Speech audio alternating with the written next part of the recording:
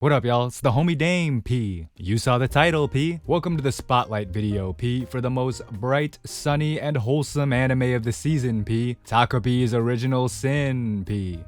I'm not gonna do that the whole video. You can relax. P. We haven't done a Spotlight video in a minute. I think the last one was Apocalypse Hotel, so we're gonna do one for this incredible anime. But yeah, we kind of just gotta get into it because there's a lot to talk about. As usual, first up will be the non-spoiler section, so if you have no idea what this show is, you can check that out first to get the gist of what's going on. Then after that, we'll get into the deep dive. So, yeah, let's do that. Takapi's Original Sin is a Shonen Jump Plus manga written and illustrated by Taizan 5. And this anime adaptation that just wrapped up airing was an original net animation made by, Shia?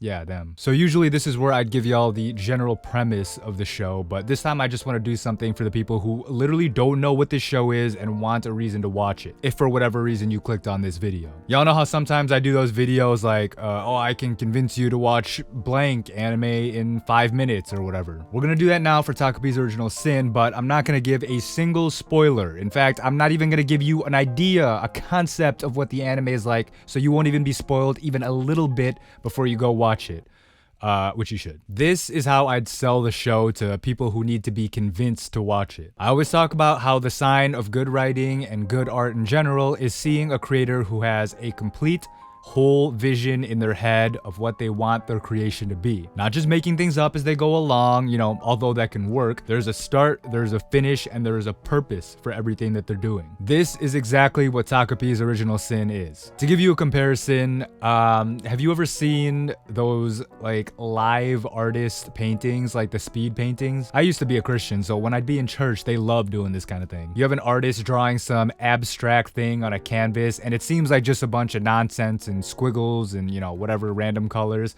and you, the audience member, are like, what are they cooking? You know, I don't know, but I bet they're cooking something. Let's just wait and see. And then at the end, they reveal they were painting a picture of Jesus the whole time or something, whatever. This is what you can achieve when you have a goal for your art, you know, a vision, like I said. You know exactly what you want to create, exactly what you're supposed to convey, and then you execute it. Taizan 5, the mangaka for Takapi's Original Sin, knew the story that they wanted to tell and what they wanted to accomplish with it and how they wanted to accomplish it. Crazy as it may sound, I feel like this is pretty rare. A lot of creators don't know what the fuck they're doing. And like I said, this can work. You know, sometimes making it up as you go along produces great results. A lot of my favorite shows from Studio Trigger do this, and it's all great. I love it. But let me tell you right now, it is a totally different experience to see someone's complete vision come to life before your eyes, you know, exactly the way that the author intended. And that's the beauty of something like Takapi's Original Sin. And that's why you should watch it. Specifically watch it, not read it. We'll get into it more in the spoiler section, but I do think that this anime is better than its original source material. So yeah, that's the sell. Without even giving you a single glimmer of what the show is like, you should go watch it because it is a fully realized artistic vision that was put together masterfully and with intent. The show is only 6 episodes too, so it ain't that much of a commitment. You know, you could probably finish it in a couple of hours and then come back to this video, to be honest. It is a finished story. There is a beginning, a middle, and an end, and that's it. There's no Takapi's Original Sin Season 2. There's no Takapi's Original Sin Shippuden. There's no post-credit scene talking about Taco P will return in Avengers Doomsday. This is it. This is the story Taizan 5 wanted to tell you and me, so go experience it. And again, please do everything you can to avoid spoilers because I really think appreciating this show blind will be one of the best viewing experiences you could have. Alright, cool. Now that we've said all that, let's get into spoilers, yeah? So at the time I'm filming this video, the anime just finished airing its last episode. I literally just watched it before sitting down to record this. That means a lot of people are still going to be processing the ending, so hey, we might as well start there, right? Let's do a debriefing on the ending of Takapi's Original Sin. Now, when I was reading the manga and even watching the anime, one of the few criticisms that I had was that things were too heavy-handed, you know, too on the nose. They were too obvious explaining what happened. But I guess all that was necessary because a lot of y'all motherfuckers did not understand what happened in the last 2 episodes. Essentially, this story takes place in 2 years.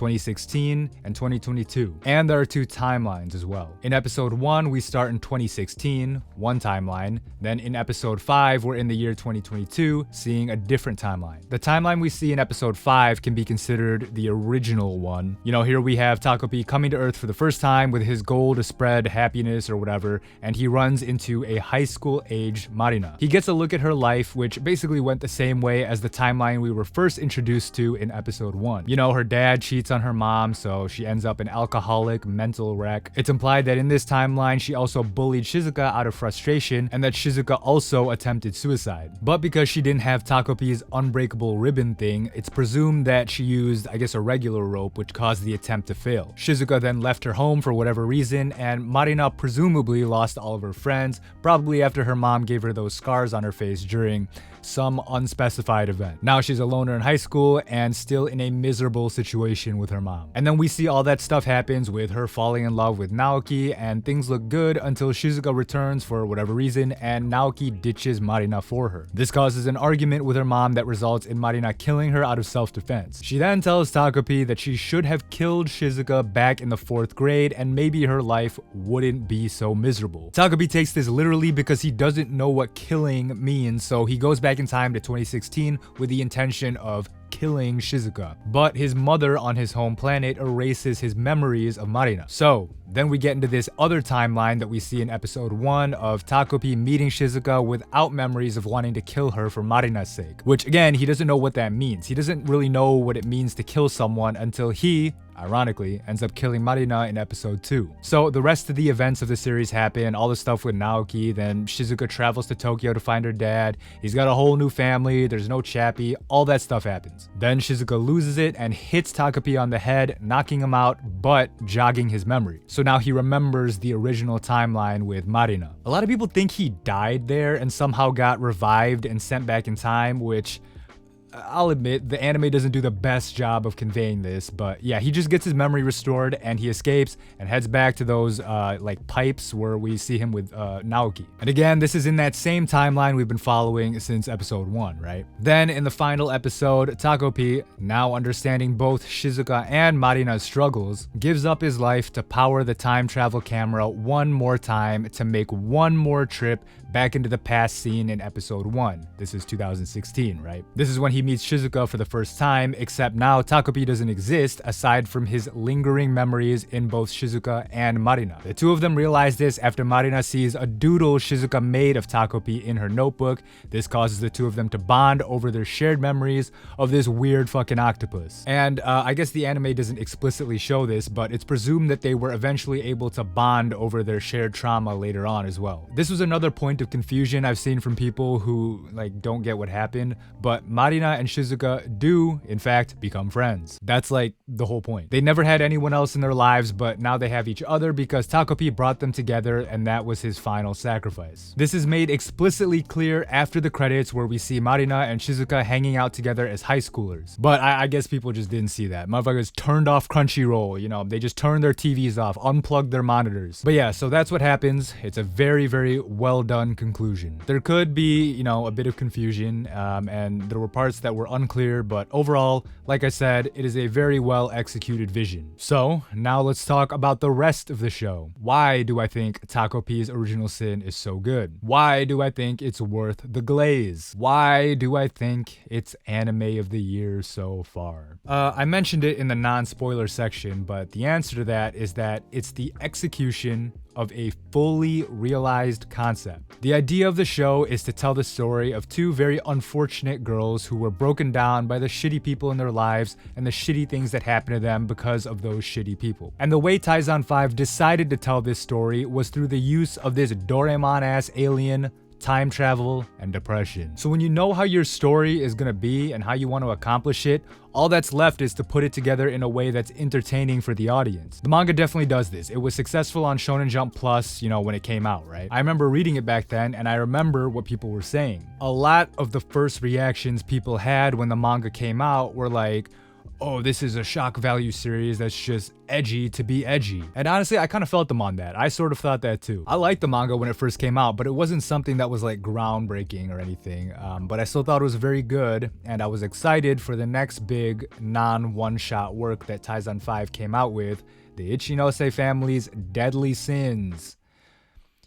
Which, I mean, we can just forget about that one. This anime completely transforms Takopi's original sin into a whole new work of art that's just like peak fiction. I'm old as fuck, so I really shouldn't be saying that, but y'all kids got it, man. Peak fiction really does describe this show. But the thing is, the Takopi anime transforms the original work not by making drastic changes or anything, but just by bringing more life to it. The animation, the direction, the cinematography, the voice acting, all of it is executed in such an expert way that it feels like a whole new creation, even though it's basically like, you know, a one-to-one adaptation of the manga. Like, you have those iconic shots and panels, but the anime adds so much more in subtle ways. Just even like an extra Sakuga shot of a character's movement, or the framing and lighting of a certain scene, or just how it's directed with the scene transitions. It's little things like that that add up to create this experience. One specific example for me that really made me think that this was a great adaptation was the simple addition of voice acting. I didn't even realize how much that would affect my enjoyment of the show. Just the simple fact that we can now hear Takopi and his childlike voice and how he sounds so adorable. All of that really hammers home his innocence, which makes all the shit he goes through hit even harder. And again, this is just the simple addition of giving him a voice, something that would seem obvious. Of course, if you're doing an anime adaptation, you know, it's gotta be voice acted. Of course you're gonna put that in, but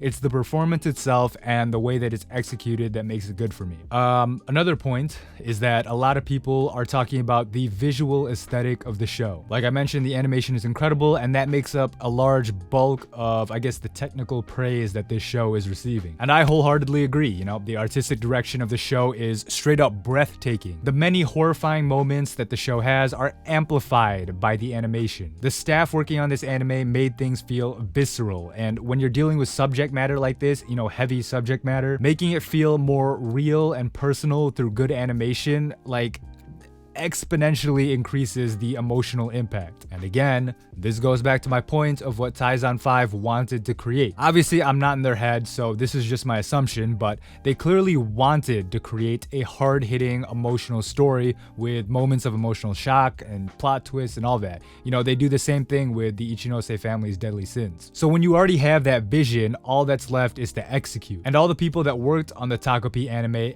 executed by animating these moments in a way to elevate the emotional response that Taizan 5 already wanted you to have. Again, this is just reinforcing my belief that having a cohesive vision where everyone knows what's going on and everyone knows exactly what they want to create is so important for a work of art. Another thing is the OST that they chose. There's some really, really great songs they added in, like this one.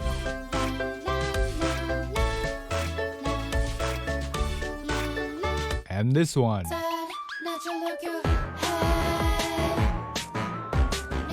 And this one that most people are talking about.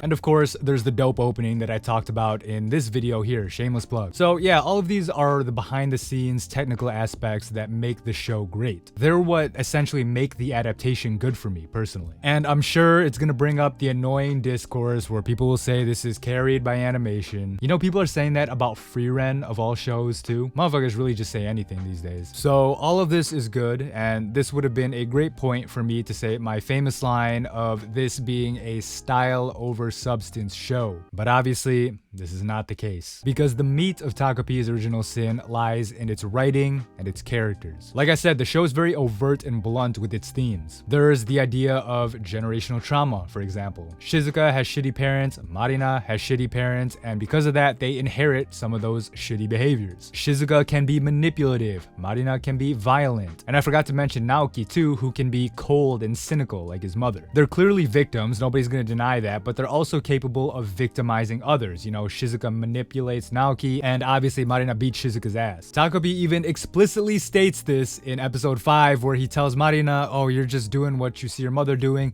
literally spelling out the theme for the viewers, just to make sure all of y'all get it. Again, that's the kind of stuff that I don't like in the show, but it's fine, whatever. So you have all of that, but then you have what I think to be the main message of the show, which is, how can you really spread happiness and help somebody in a dark spot? Remember, Takopi's whole point of coming to Earth is to spread happiness, right? That's the goal of, I guess, everybody on his planet. But the thing is, Takopi is very innocent. His species does not understand violence, conflict, abuse, or any of that stuff. Even like his eldritch horror mother doesn't understand what it means to kill, and she gets confused when he hits her because she doesn't even understand what it means to hit someone in like a violent way. But this is like the most genius writing decision that Taizan 5 made, in my opinion. They basically said, here's the concept.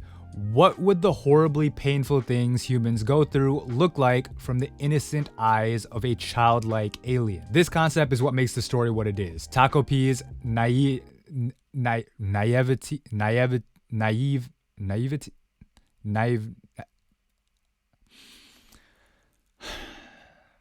Takopi being naive adds a dynamic to the show where it's like you're watching a literal child witness sadness, pain, and abuse for the first time. And it makes all of these horrible moments so much more impactful because you hate to see Takopi lose that innocence once he sees all of this crazy shit. I know a lot of people have said that Takopi comes off as annoying and that his excessive innocence is like too much, and I could see that, but I think that's by design, because the main message of the show is that there are problems in life that you can't solve through brute force positivity. It's literally that meme where insensitive people will be like, oh, you're depressed? Have you tried just being happy? Takopi has all these goofy ass gadgets and he tries to show them to Marina and Suzuka, and he's, thinks just playing around and having a good time will, I guess, put a smile on their faces. But Takopi isn't completely ignorant because he also hits home on the other big message of the show, which is that sometimes you really just need somebody to talk to. This is played off earlier in the show as Takopi just being naive again because he's constantly telling Shizuka and Marina to just talk things out. He also tries to talk things out to Naoki and nobody really pays him any mind. But it turns out that he was right because his final sacrifice at the end was getting Marina and Shizuka to talk to each other to realize the shared trauma that they have. But before that, the important revelation that he has is that, again, his brute force positivity doesn't really work. When he finally talks to Shizuka in episode 6, he apologizes for ignoring her feelings and thinking he could help through these superficial means. And this is what the message is. Sometimes a person who is hurting really just needs someone who is there for them that they can vent to. The harsh reality of life is that some problems just can't be solved. Sometimes shitty things happen and there's nothing you can do about it. We see this because Takopi does over 100 redos is what they said in the manga to try and help Shizuka when Marina is bullying her. But it's like sometimes life just sucks. Shizuka's mom was always going to be trash, Marina's dad was always going to cheat, and you can't really solve that by just trying your best and being positive. But what you can do is have people be there for you, or you can be a shoulder to cry on and just vent to without being forced to come up with some kind of solution. That was the whole thing with Naoki coming up with this elaborate plan to help Shizuka see Chappie again, and then that all falls apart. So yeah, the big message is not every problem can be solved, but you can confide in the people close to you. But problem is, Shizuka, Marina, and Naoki don't have anyone. And the solution that the show presents is to just talk things out. You can be the person that reaches out. This was Naoki and his brother, whose name I can't remember right now for some reason. Naoki never confided in him, so he didn't realize that his brother was always willing to be there for him. So of course, in episode 4, his brother reaches out to him and becomes that shoulder to cry on. And then of course, we already talked about Shizuka and Marina, how they were brought together by Takopi, and once they finally talked, they became each other's support. None of their problems were solved. None of their situations really changed, but at least now they have each other. They have someone. And that's the point. So yeah, all of that is really great writing. It's conveyed really well. And when you combine that with the technical aspects of a really great adaptation, that's what you get. You get Takopi's Original Sin, which I think is the best anime of 2025 so far. Sorry, Apocalypse Hotel. You were really good too, but I think you've been dethroned for now. At least until Rent-A-Girlfriend Season 4 gets to adapt the greatest manga panel of all time. Then, of course, that's gonna be the anime of the year. Alright, just some random thoughts to end the video, because again, I've just been rambling. Obviously, if you guys watch this channel, you may have predicted this already, but I have a very personal investment in this show, because I have a daughter, and her mom and I are not together, so I can relate to the situations that some of these characters are in. But that being said, damn, I ain't ever think of doing my daughter like that. Golly. Well, first of all, you know, her mom and I have a pretty good relationship, so that's already different, but even if we didn't, ain't no way would I ever think of, even for a moment, being like, hey kid, it's your fault, you bum. Like, never even for a nanosecond was I like, hey daughter of mine, I'm taking it out on you. But yeah, that sort of personal thing added to my emotional investment in the show. Another thing I see a lot of people talking about is Naoki's situation with his mom and calling it standard Asian parenting. I know most people are just joking, but like, that's not what it is, bro. Let's be real, come on. There is not a single good Asian parent out there who wouldn't want their child to eat at the very, you know, bare minimum. That's like a stereotype in and of itself, where it's like Asian parents will break their backs to make sure that their kids are fed. I remember that's how it was with my parents, you know. My mom definitely whooped my ass for acting a fool out in them Chicago streets, but afterwards it was always like, hey, so what do you want for dinner? So yeah, people are joking, you know, they're definitely playing on some stereotypes, but yeah, Naoki's mom is just an asshole. Oh, another thing to mention, people are still confused as to what Takopi's original sin actually was. Like, what was his original crime, and like, what was that rule that his mother said he broke? First of all, I don't really think it matters that much, because it doesn't have a lot to do with the big picture stuff of the show. Like, who really cares what his original sin was? A lot of people say that his original sin was giving Shizuka the happy gadget without supervision, or killing Marina with the camera. What I think the anime tells us is that his sin was returning home back to his planet without someone else. Because remember, his goal was to go out and spread happiness, and he even tells Shizuka that he wants to bring her back to his planet so that she can eat the happy fruit or whatever it is. I think this is the rule that his mother said he broke. But also it could be that he left someone who was sad and in need of happiness. He leaves Marina to return back to his planet to time travel with the clock thing, and then obviously we see Marina kill herself once he's gone. Because that would be like the whole point of bringing somebody back to the planet, right? Someone who needs happiness, so it would be breaking the rules to just leave that person to their fate. Now, from a thematic perspective, you could say that his real original sin was his failure to understand humans. We mentioned this earlier, right? He had the wrong approach to dealing with sadness and grief, and, you know, trying to force happiness, brute force happiness onto other people. But then he ends up fixing it at the end. So there's a lot of interpretations you could have, but again, I don't think that really matters that much. And let's see, what else? I should have made some notes or something. Oh yeah, and I mentioned voice acting earlier. Another standout scene was Shizuka's breakdown in episode 6. Takopi just says he's there for her, and he, again, doesn't try to brute force solve her problems anymore, and that causes the waterworks from Shizuka. It's a great scene, because normally crying in anime is, you know, it's hit or miss. Sometimes it comes across as, you know, corny, melodramatic, all of that, but here it's very good. It's a big moment of catharsis for Shizuka, and it's a moment that the show earns, so I liked it a lot. Another thing I've seen people complain about is the ending, thinking that it's like too positive, it's too wholesome. Oh, they wanted a miserable ending for everyone, which, you know, that could have worked. But it's like, for something like Takopi, where I already told y'all what I think Taizan 5 was intending when he created this, like, what would a nihilistic ending accomplish for this show? Like, is that the message? Like, you know, the message is the world sucks and that life will shit on you? Like, we know that. We all live in the real world. We know the world sucks. There'd be no point in telling us that. I think the positive ending that the anime has reinforces the more hopeful themes of the show, which I think is the point. Let me think. Let's see. What else is there to talk about? Oh, everyone sucks in the show. I don't think there's a single likable character, even Takopi, but hey, that's by design. People say Naoki's big brother. I don't know, man. He probably got some shit too. For all we know, he fucked around, cheated on his girlfriend. We don't know. They say Chappie's innocent, and maybe he ate the neighbor's cat. We don't know. Chappie ain't innocent either. Everybody in that town's fucked up. No, I'm just playing, but it is a great feat of writing to have a show with just a bunch of shitty people, and you still care about them, and you still sympathize with them. But yeah. I guess that's it. That's all I have to say about Takopi's original sin. This was kind of an off-the-dome ramble, so maybe there was some stuff I forgot, but I'm sure that you will all let me know in the comments. But if you enjoyed the video, consider leaving a like and subscribing too. And if you want, you could donate to Patreon to support the channel. I have some full-length, uncut anime reactions on there. It's kinda lit. Otherwise, that's the video. Peace.